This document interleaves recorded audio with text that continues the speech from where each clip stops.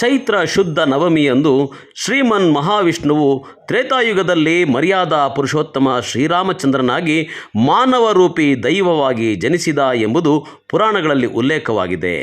ಶ್ರೀರಾಮನ ಜನ್ಮದಿನವಾದ ಶ್ರೀರಾಮನವಮಿ ನಮ್ಮ ಭಾರತೀಯರಿಗೆ ಪವಿತ್ರ ಹಬ್ಬವಾಗಿದೆ. ಯುಗಾದಿಯ ನಂತರ ನವಮಿಯಂದು ಬರುವ ಈ ದಿನ ಬಹಳ ವಿಶೇಷವಾಗಿದೆ. ಇನ್ನು ಶ್ರೀರಾಮನವಮಿ ಪ್ರಯುಕ್ತ ಇಂದು ಚಿಕ್ಕಬಳ್ಳಾಪುರ ನಗರದ ಬಜಾರ್ ರಸ್ತೆಯಲ್ಲಿರುವ ಪಟ್ಟಾಭಿರಾಮ ದೇವಾಲಯ ಮತ್ತು ಪೇಟೆ ಆಂಜನೇಯ ಸ್ವಾಮಿ ದೇವಾಲಯಗಳಲ್ಲಿ ವಿಶೇಷ ಪೂಜೆಗಳು ನಡೆದವು. ಭಕ್ತರು ಶ್ರೀರಾಮನಾಮಸ್ಮರಣೆಯಲ್ಲಿ ಭಕ್ತಿಯಿಂದ ಮಿಂದೆದ್ದರು. ಈ ವೇಳೆ ದೇವಾಲಯಕ್ಕೆ ಬಂದ ಭಕ್ತಾದಿಗಳಿಗೆ ಹೆಸರುಬೇಳೆ, ಪಾನಕ, ಮಜ್ಜಿಗೆ ನೀಡಿದರು.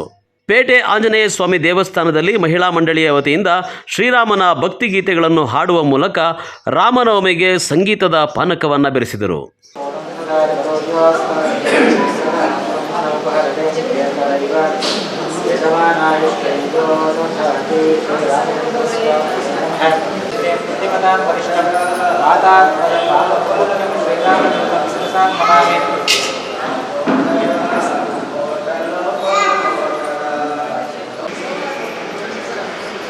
यजमानस्य गोत्रस्य हर्षणगोत्राद्वस्य रामचन्द्रनामधेयस्य नागरत्ननाम्यः नवीननामधेयस्य ಜೈ ವಾಸವಿ. ಈ ದಿನ ರಾಮನವಮಿ ಆಗಿದ್ದ ಜೈ ಶ್ರೀರಾಮ್ ಜೈ ಶ್ರೀರಾಮ್. ನಿಮಗೂ ಅದೇ ಹೇಳ್ತಾ ಇದ್ದೀನಿ. ನಾವು ಹಿಂದುತ್ವನ ಪಾಲಿಸಬೇಕು ಅಂತ ಸುಮಾರು ವರ್ಷಗಳಿಂದ ಸುಮಾರು ನಮ್ಮದು ದೇವಸ್ಥಾನ ಉದ್ಘಾಟನೆ ಆಗಿ ಪ್ರಾರಂಭ ಆಗಿ 60 ವರ್ಷ ಆದಮೇಲಾಗಿದೆ. ಆದರೆ ನಾವು ಹಿಂದುತ್ವನ ಬಿಡಬಾರ್ದು ಅಂತಂದ್ಬಿಟ್ಟು ಯಾವಾಗಲೂ ಈ ಕಾರ್ಯಕ್ರಮಗಳು, ವಾಸವಿ ಜಯಂತಿ, ಶ್ರೀನಿವಾಸ ಕಲ್ಯಾಣೋತ್ಸವ ಎಲ್ಲ ನಡೆಸ್ತೀವಿ. ರಾಮೋತ್ಸವ ಮುಖ್ಯವಾಗಿ ನಡೆಸ್ತೀವಿ. ನಮ್ಮ ಆಲಯದಲ್ಲಿ ಎಲ್ಲ ದೇವರುಗಳು ಇರ್ತಾರೆ. ಆದರೆ ನಾವು ಪಾಲಿಸ್ತಾ ಇರೋದು ತುಂಬ ದಿನದಿಂದ ಪಾಲಿಸ್ತೇವೆ. ಇದರಲ್ಲಿ ವೈಕುಂಠಂ ಭಜನಾ ಮಂಡಳಿ, ವಾಸವಿ ಮೇಳ ಮಂಡಳಿ ಎರಡೂ ಇರುತ್ತೆ. ಮುಖ್ಯವಾಗಿ ವೈಕುಂಠಂ ಭಜನಾ ಮಂಡಳಿನಲ್ಲಿ ದೇವರುಗಳ್ದು ಹಾಡುಗಳು ಹೇಳ್ಕೊಡ್ತೀವಿ. ಆದರೆ ವಾಸವಿ ಮೇಳ ಮಂಡಳಿ ನಮ್ಮ ಭಗವದ್ಗೀತೆ ಇದೆಯಲ್ಲ, ನಮ್ಮದು ಪುಣ್ಯಗ್ರಂಥ, ಅದನ್ನು ಹೇಳ್ಕೊಡ್ತೀವಿ. ಎಲ್ಲ ಅಷ್ಟೋತ್ತರಗಳು, ಸಹಸ್ರನಾಮಗಳು ಹೇಳ್ಕೊಡ್ತೀವಿ. ಇದಕ್ಕೆ ಸುಮಾರು ಜನ ಹೆಣ್ಮಕ್ಳು ಬೇರೆ ಕಡೆಯಿಂದನೂ ಎಲ್ಲರೂ ಬಂದಿರ್ತಾರೆ, ಪಾಠಿಸ್ತಾ ಇದ್ದೀವಿ. ಆದ್ದರಿಂದ ನಮಗೆ ಒಳ್ಳೆಯದಾಗಲಿ ಅಂತ ದೇವ್ರನ್ನ ಕೇಳ್ಕೊತಾ ಇದ್ದೀವಿ ಅಷ್ಟೇ ಹೊರ್ತು ಇನ್ಯಾವ ರೀತಿ ನಮ್ಮದೇನೂ ಇಲ್ಲ. ಅದಕ್ಕೋಸ್ಕರ ಈ ದಿನ ಜೈ ಶ್ರೀರಾಮ್ ಅಂತ ಹೇಳೋಣ ಅಂತ ಅಂದ್ಬಿಟ್ಟು 30ನೇ ತಾರೀಕು ಅಖಂಡ ರಾಮ ಭಜನೆ ಹೇಳ್ತಾ ಇರ್ತೀವಿ. ಆದ್ದರಿಂದ ಎಲ್ಲರೂ ಖಂಡಿತ ಬರಲಿ ಅಂತ ಎಲ್ಲ ಜನಾಂಗಕ್ಕೂ ಹೇಳ್ತಾ ಇದ್ವಿ. ಜೈ ವಾಸವಿ. ರಾಮೋತ್ಸವ ಅಂತ ಮಾಡ್ತಾ ಇರೋದು ಇದು ಪ್ರತಿ ವರ್ಷವೂ ಮಾಡ್ತೀವಿ. 5 ದಿವಸ ಮಾಡ್ತೀವಿ ಈ ಕಾರ್ಯಕ್ರಮನ. ನಾವು ಎಲ್ಲರೂ ಇಲ್ಲಿ ಭಜನೆ ಮಾಡ್ತೀವಿ. ಮತ್ತು ರಾಮರಿಗೆಲ್ಲ ಅಭಿಷೇಕ ಬೆಳಗ್ಗೆ ಏನೇ ಆಗುತ್ತೆ.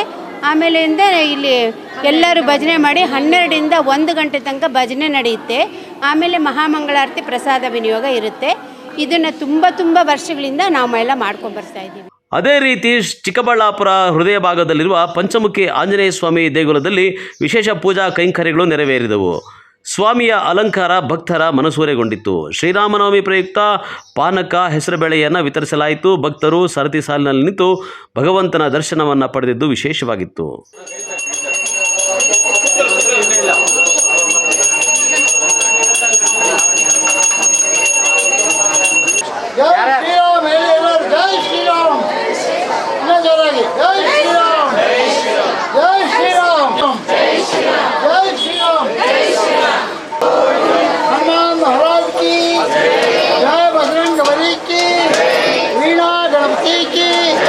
पंचमुखी आंजनेय स्वामी की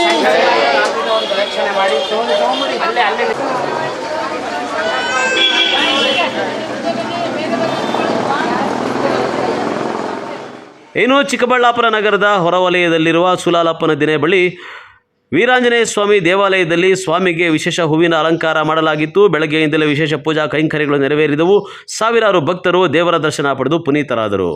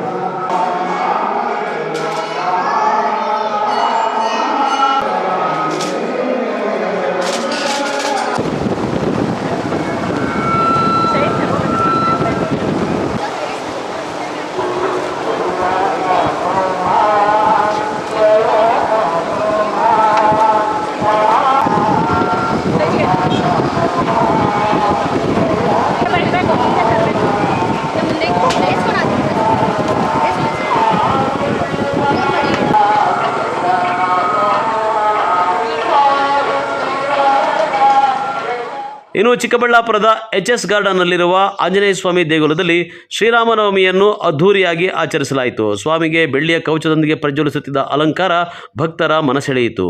ಸ್ವಾಮಿಗೆ ವಿಶೇಷ ಪೂಜಾ ಪುನಸ್ಕಾರಗಳು ನೆರವೇರಿದವು.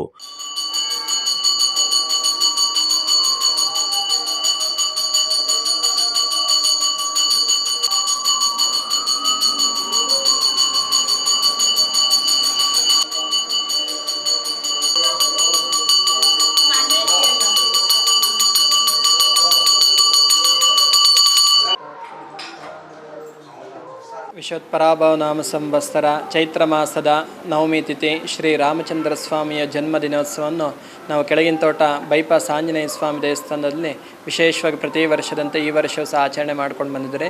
ಬೆಳಗ್ಗೆ ಸ್ವಾಮಿಯವ್ರಿಗೆ ಅಭಿಷೇಕ ಆಯಿತು. ಅದಾದ ನಂತರ ವಿಶೇಷವಾದ ಹೂವಿನ ಅಲಂಕಾರ ಮಾಡಿದರೆ, ಅದಾದ ನಂತರ ಕೋಸಂಬರಿ, ಮಜ್ಜಿಗೆ, ಪಾನಕ ಹಾಗೂ ಪ್ರಸಾದವನ್ನು ವಿನಿಯೋಗ ಮಾಡ್ತಾಯಿದ್ದಾರೆ.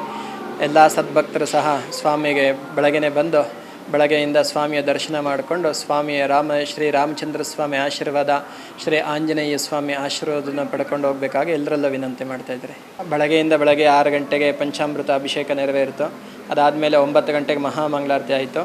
ನಂತರ ವಿಶೇಷವಾದಂಥ ಪ್ರಸಾದವನ್ನು ಪ್ರತಿ ವರ್ಷದಂತೆ ಈ ವರ್ಷವೂ ಸಹ ಸ್ವಾಮಿಯವರಿಗೆ ಇಷ್ಟವಾದಂಥದ ಕೋಸಂಬರಿ ಹಾಗೂ ಮಜ್ಜಿಗೆ, ಪಾನಕ ಹಾಗೂ ಪ್ರಸಾದವನ್ನು ಎಲ್ಲ ಭಕ್ತರಿಗೂ ವಿನಿಯೋಗ ಮಾಡ್ತಾಯಿದ್ದಾರೆ.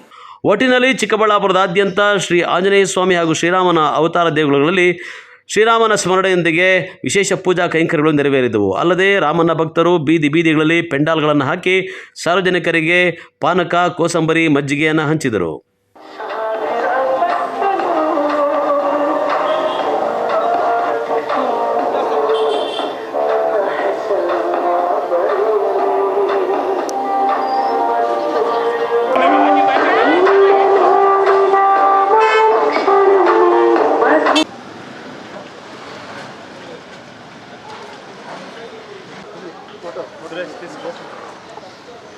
ಶ್ರೀ ಗುರುಭ್ಯೋ ನಮಃ.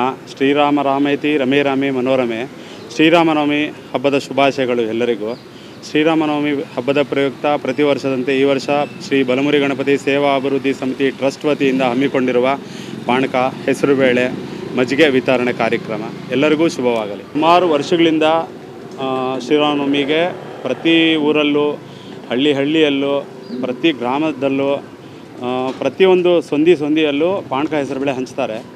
ಅದೇ ಥರ ನಾವು ಸುಮಾರು ವರ್ಷಗಳಿಂದ ಬಲಮುರಿ ದೇವಸ್ಥಾನದ ಮುಂದೆ ಸುಮಾರು ವರ್ಷಗಳಿಂದ ಈ ಕಾರ್ಯಕ್ರಮ ನಡೆಸ್ಕೊಂಡು ಬರ್ತಾಯಿದ್ದೀವಿ. ಎಲ್ಲ ಜನಗಳ ಆಶೀರ್ವಾದದಿಂದನೇ ನಡೀತಾ ಇದೆ.